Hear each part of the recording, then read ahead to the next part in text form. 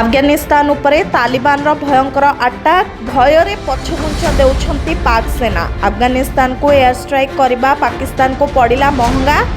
ଆଫଗାନିସ୍ତାନରେ କ୍ଷମତାସୀନ ଆଫଗାନ ତାଲିବାନର ପ୍ରତିରକ୍ଷା ମନ୍ତ୍ରଣାଳୟ ଦାବି କରିଛି ଯେ ଏହା ପାକିସ୍ତାନର ଅନେକ ପ୍ରମୁଖ ସାମରିକ ପ୍ରତିଷ୍ଠାନ ଉପରେ ସଫଳତାର ସହ ବିମାନ ଆକ୍ରମଣ କରିଛି। ମନ୍ତ୍ରଣାଳୟ ଅନୁଯାୟୀ ଆଫଗାନିସ୍ତାନ କ୍ଷେତ୍ରରେ ପାକିସ୍ତାନ ଦ୍ୱାରା ସାମ୍ପ୍ରତି ବିମାନ ଆକ୍ରମଣର ଜବାବରେ ଏହି କାର୍ଯ୍ୟାନୁଷ୍ଠାନ ନେଇଛି ତାଲିବାନ। ତାଲିବାନ ପ୍ରତିରକ୍ଷା ମନ୍ତ୍ରଣାଳୟ ପକ୍ଷରୁ ଏକ ବିବୃତ୍ତି ଜାରି କରି କୁହାଯାଇଛି ଯେ ସେମାନେ ପାକିସ୍ତାନର କେତେକ ଗୁରୁତ୍ୱପୂର୍ଣ୍ଣ ସାମରିକ ପ୍ରତିଷ୍ଠାନକୁ ଟାର୍ଗେଟ୍ କରିଛନ୍ତି।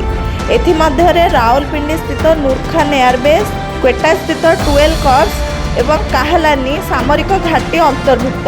ବିବୃତ୍ତିରେ ଆହୁରି ମଧ୍ୟ ଦାବି କରାଯାଇଛି ଯେ ଏହି ସାମରିକ ପ୍ରତିଷ୍ଠାନଗୁଡ଼ିକ ଉପରେ ଆକ୍ରମଣ କରାଯିବା ଫଳରେ ପାକିସ୍ତାନର ବ୍ୟାପକ କ୍ଷତି ଘଟିଛି।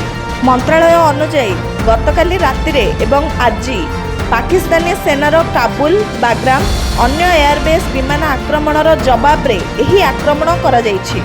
ତାଲିବାନ ତାର ବିବୃତ୍ତିରେ କହିଛି ଯେ ଯଦି ପାକିସ୍ତାନ ତାର ସୀମା ଉଲ୍ଲଂଘନ କରେ, ଯଦି କୌଣସି ଆକ୍ରମଣରେ ଲିପ୍ତ ହୁଏ, ତେବେ ପାକିସ୍ତାନକୁ ଏହା ପଡ଼ିବ ଭାରି। Bureau report, mobile news 24x7।